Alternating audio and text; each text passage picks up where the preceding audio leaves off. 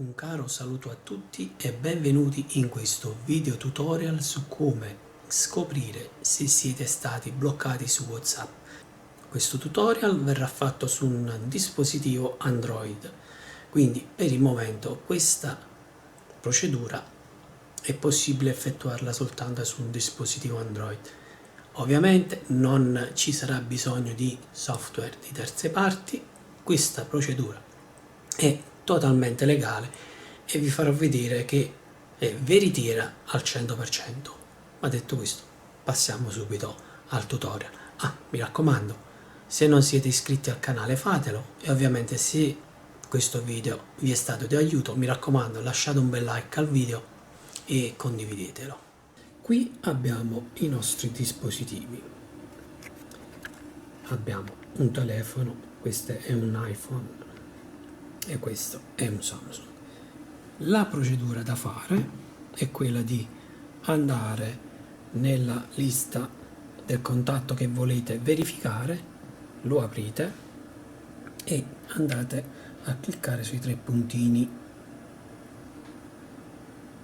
e bisogna fare verifica codice sicurezza.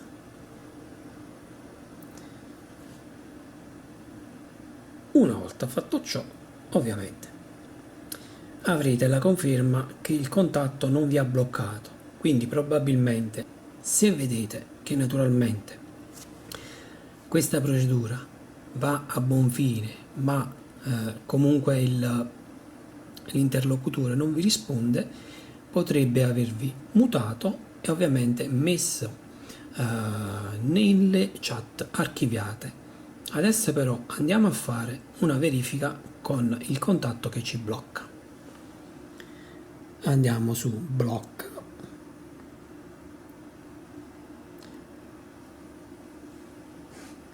e naturalmente ritorniamo sul nostro smartphone e andiamo a verificare facendo il test di prima, quindi tre puntini, verifica codice di sicurezza e ovviamente vi uscirà questa scritta.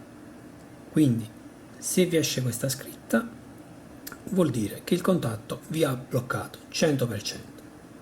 Rifacciamo la procedura al contrario, facciamo la prova del 9 e vi faccio vedere che questa procedura è affidabile al 100%. Quindi andiamo a sbloccare il contatto e rifacciamo la procedura.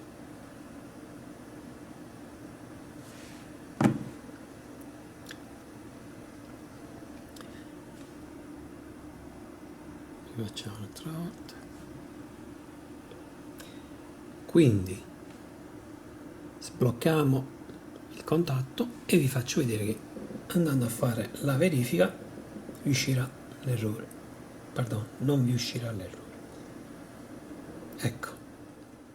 Quindi in conclusione non c'è bisogno di software di terze parti. Questa procedura ovviamente è solo per dispositivi Android, quindi non conosco il tipo di procedura per i dispositivi Apple. Naturalmente, se questo video tutorial vi è stato d'aiuto, mi raccomando ancora una volta a lasciare un like a questo video, a condividerlo, ad iscrivervi al canale se non l'avete ancora fatto. E detto questo, ci vediamo al prossimo video.